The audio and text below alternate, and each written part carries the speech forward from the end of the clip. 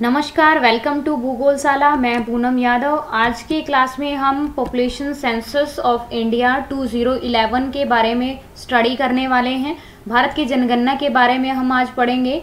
जनगणना का होती क्या है। फर्स्ट ऑफ ऑल, जनगणना एक पर्टिकुलर टाइम में एक स्पेसिफिक एरिया में लोगों की गणना करना, अर्थात वो आर्थिक हो सकती है या लोगों की सामाजिक गणना या धार्मिक रूप से हम लोगों की गणना करें या कार्य करने वाले लोगों की संख्या या लिंगानुपात की गणना करना जनगणना कहलाती है। ठीक है, जनगणना का महत्व क्या है। तो जनगणना से हमें जनसंख्या के आंकड़े प्राप्त होते हैं, जिसमें हमें जन्म दर, मृत्यु दर और प्रवास के बारे में पता चलता है। शहरी जनसंख्या का पता चलता है, ठीक है, या ग्रामीण क्षेत्र में निवास करने वाली जनसंख्या के बारे में पता लगता है। आर्थिक गतिविधि यानी किस प्रकार के क्रियाकलाप लोग कर रहे हैं, प्राथमिक क्रियाकलाप में लगे हैं या सेकंड क्रियाकलाप में लगे हैं। इसी प्रकार से लोगों के द्वारा जो आर्थिक क्रियाकलाप किए जाते हैं, जनसंख्या का पता चलता है। नेक्स्ट है साक्षरता, कितनी पॉपुलेशन है वो साक्षर है या निरक्षर है, इसी का हमें जनगणना के थ्रू ही पता लगता है। नेक्स्ट, आवासों के बारे में या घरेलू सुख सुविधाएं कितनी मात्रा में हमें प्राप्त हैं का पता चलता है। नेक्स्ट है शहरीकरण का या ग्रामीण क्षेत्र का पता लगता है। प्रजनन क्षमता या मृत्यु दर की जो रेट है उनका पता चलता है। इसी के साथ में ही अनुसूचित जाति का और अनुसूचित जनजाति के कितनी पॉपुलेशन निवास करती है, इसके बारे में पता चलता है। नेक्स्ट है भाषा, कितने प्रतिशत लोग हैं वो किस भाषा को यूज़ करते हैं, या फिर कितनी पॉपुलेशन है वो अलग अलग धर्म के अनुयायी हैं। इन सभी के बारे में हमें जनगणना के आंकड़ों के द्वारा ही पता चलता है। भारत में जनगणना की शुरुआत 1872 में हुई थी, लॉर्ड मेयो के काल में। ठीक है, इससे पहले पॉपुलेशन के जो डाटाज हैं उनका सबसे पहले विश्व में सर्वप्रथम जनगणना कराने का श्रेय स्वीडन में 1749 को है। अर्थात स्वीडन में 1749 को सबसे पहले जनगणना की गई थी। इसके बाद में 1830 में ढाका का शहरी जनगणना की गई। किसके द्वारा? हेनरी वॉल्टर के द्वारा 1830 में शहरी जनगणना की गई। इसके बाद में 1872 में ही लॉर्ड मेयो के काल में जनगणना की शुरुआत हुई। उसके बाद में 1881 में सबसे प्रथम बार जनगणना की गई। इसके बाद से कंटिन्यूस 10 वर्ष के अंतराल पर जनसंख्या की जनगणना की जाती। इसके बाद में देखिए, स्वतंत्र भारत में प्रथम जनगणना 1951 में की गई। ठीक है, अच्छा, भारत की जनगणना कराता कौन है? तो इसे केंद्रीय गृह मंत्रालय करवाता है, जिसका उच्चतम अधिकारी होता है, जो रजिस्ट्रार होता है, वही जनगणना का आयुक्त होता है, यानी सेंसस कमिश्नर होता है। उनकी अध्यक्षता में ही जनगणना की जाती है। वर्तमान में रजिस्ट्रार जनरल कौन है? मृत्युंजय कुमार नारायण। ठीक है, तो वर्तमान में जो रजिस्ट्रार जनरल हैं या सेंसस कमिश्नर हैं, कौन है? मृत्युंजय कुमार नारायण हैं। जनगणना को 1948 एक्ट के तहत गणना की जाती है। नेक्स्ट है भारत की जनगणना 2011 वाली ठीक है। भारत की जनगणना 2011 में किसकी अध्यक्षता में की गई थी, जिसके आयुक्त सी चंद्रमौली थे, और वो कौन सी थी, 15वीं जनसंख्या जनगणना थी, जो 1 मई 2010 को आरंभ हुई थी। भारत की 15वीं जनगणना और स्वतंत्र भारत की 7वीं जनगणना थी। ठीक है, वैसे कंटिन्यूस हम देखें तो जनगणना 15वीं थी और इसी के साथ में स्वतंत्र भारत की 7वीं जनगणना थी 2011 वाली, जो 1 अप्रैल 2010 को शुरू हुई थी। नेक्स्ट देखिए, 2011 की जनगणना 1931 के बाद की पहली जातीय आधारित जनगणना की गई थी। 2011 की जनगणना का जो ध्येय वाक्य था वो हमारी जनगणना हमारा भविष्य था।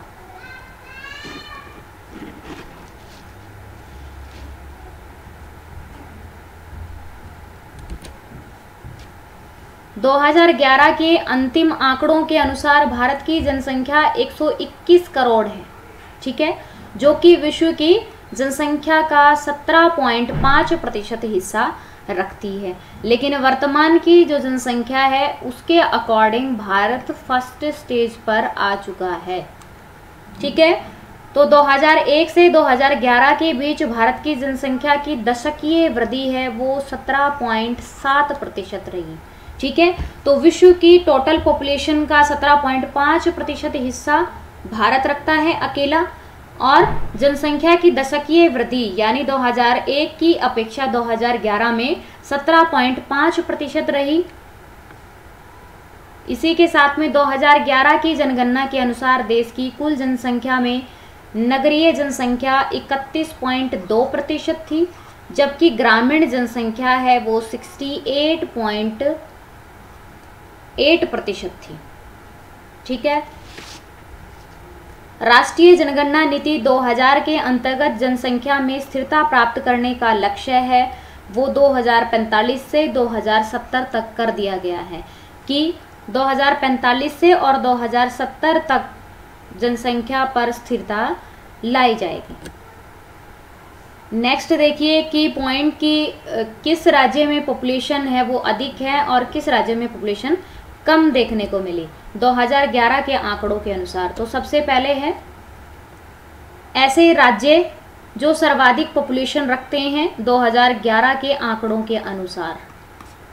ठीक है, तो सबसे पहले उत्तर प्रदेश की पॉपुलेशन सबसे अधिक है, सेकंड नंबर पे महाराष्ट्र है, थर्ड नंबर पे बिहार है और फोर्थ नंबर पे वेस्ट बंगाल है।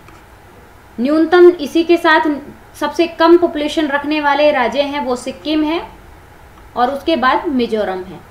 यूटी क्षेत्र में कम पॉपुलेशन रखने वाला राज्य है वो कम पॉपुलेशन रखने वाला यूटी है वो लक्षद्वीप है और अधिक रखने वाला दिल्ली है। दशकीय वृद्धि दर यानी डेसिडल ग्रोथ रेट किसकी अधिक है, तो राज्यों में सबसे अधिक मेघालय की है और उसके बाद अरुणाचल प्रदेश की है। न्यूनतम दशकीय वृद्धि दर किस राज्य की है, नागालैंड की है जो कि माइनस में है और केरल राज्य की है। नेक्स्ट यूटी क्षेत्र में दादर एंड नगर हवेली की दशकीय वृद्धि दर अधिक है 55.9 और लक्षद्वीप की दशकीय वृद्धि दर कम है 6.3%। नेक्स्ट आता है लिंगानुपात। तो 1000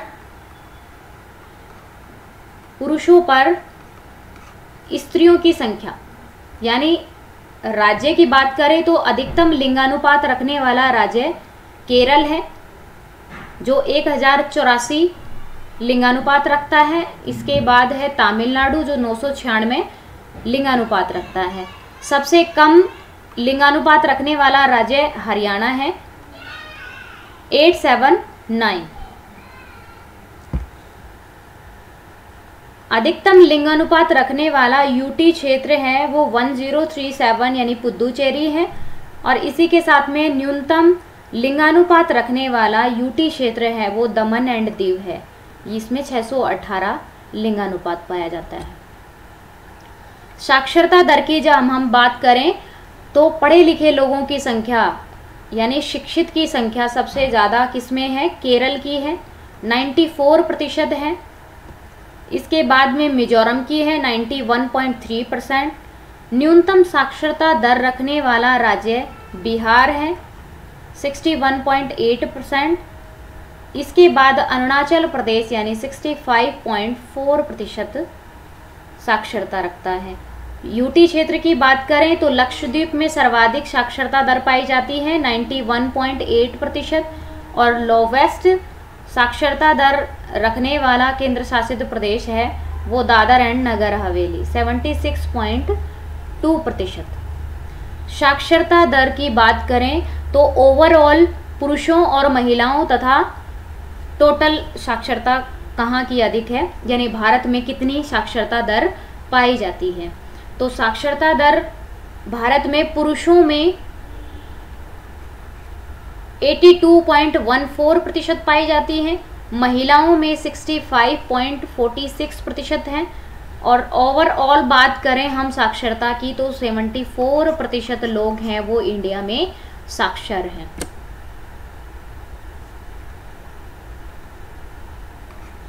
अब भारत की जनगणना 2011 के डेटा के अनुसार जो कि 15वीं जनगणना है के कुछ की पॉइंट्स हैं जिसको हम देख लेते हैं। सर्वाधिक जनसंख्या घनत्व रखने वाला राज्य बिहार है, ठीक है।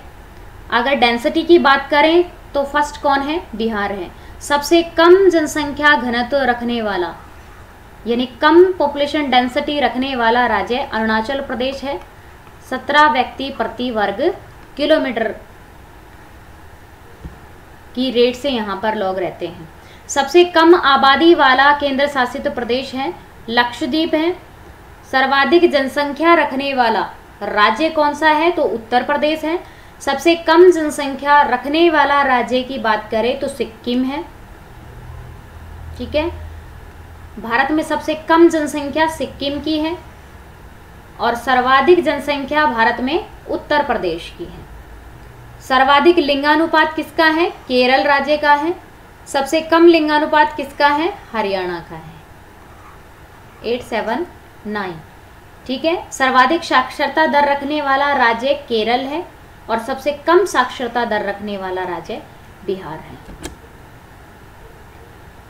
Next, highest populated state of India, यानी ये अकेले 10 ऐसे राज्य हैं जो टोटल इंडिया की पॉपुलेशन का 76% हिस्सा रखते हैं। अगर हम विश्व के संदर्भ में कंपैरिजन करें इंडिया के पॉपुलेशन का, यानी भारत के ऐसे राज्य हैं जो किसी देश की जनसंख्या के समान जनसंख्या रखते हैं, तो अकेला केरल राज्य है वो सऊदी अरब के बराबर पॉपुलेशन रखता है 3.5 करोड़। कर्नाटक 6.7 करोड़ पॉपुलेशन रखता है जो यूनाइटेड किंगडम के बराबर है। उत्तर प्रदेश 23.2 करोड़ पॉपुलेशन रखता है जो ब्राज़ील और इक्वेडोर दोनों को मिलाकर के बराबर की पॉपुलेशन रखता है उत्तर प्रदेश। 2021 की जनगणना के अनुसार किस प्रकार की सिचुएशन रहेगी देख लेते हैं।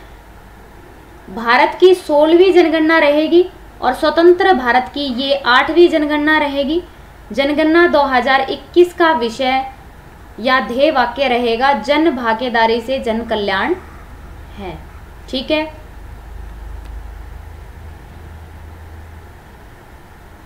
ये जनगणना 2021 में संपन्न होनी थी लेकिन कोविड के चलते ये जनगणना कवर नहीं हो पाई, ठीक है। जनगणना 2021 पूरी तरह से पेपरलेस या कागज रहित होगी, अर्थात इस जनसंख्या के जो डेटा हैं उनका कलेक्शन और उनका क्लासिफिकेशन पूरी तरह से डिजिटल से होगा, यानी डिजिटल माध्यम से होगा। जनगणना की प्रक्रिया में सरकार द्वारा जारी एक मोबाइल ऐप है उसका यूज़ किया जाएगा। इस ऐप के जरिए 16 भाषाओं में जानकारी दी जाएगी और इस जानकारी का वेरिफिकेशन है वो वरिष्ठ ऑफिसर करेंगे। देश भर में 2 चरणों में जनगणना का कार्य है वो संपन्न होगा। तो इसी तरह से हमारा इंडियन पॉपुलेशन का चैप्टर है वो कंप्लीट होता है। उम्मीद है कि आपको क्लास समझ में आई होगी और ये चैप्टर भी आपका क्लियर हो गया होगा। इसी के साथ मिलते हैं नेक्स्ट वीडियो में। धन्यवाद।